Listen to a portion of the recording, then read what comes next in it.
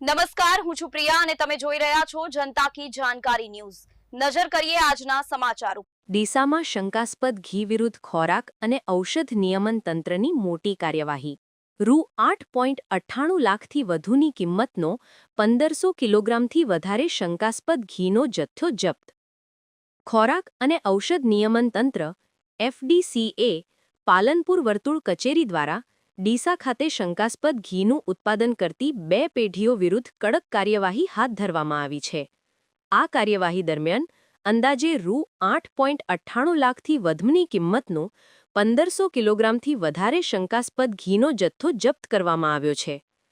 Palanpur food and drugs વિભાગના designated officer TH પટેલના માર્ગદર્શન હેઠળ senior food safety officer Shrimati HV Gurjar અને ફૂડ સેફ્ટી ઓફિસર કુ ES પટેલની ટીમે 2 પેઢીઓમાં તપાસ કરી શંકાસ્પદ ઘીનો જથ્થો મળી આવ્યો હતો।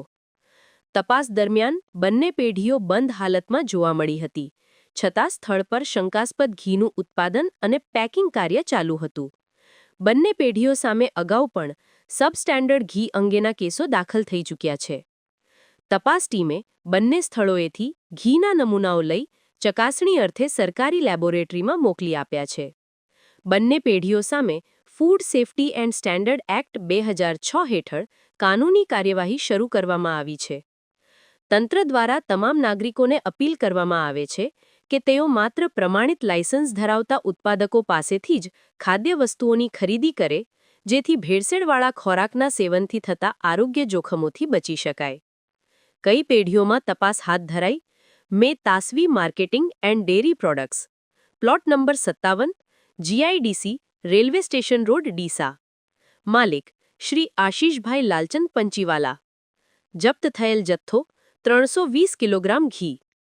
અંદાજિત કિંમત રૂ 1,79,200।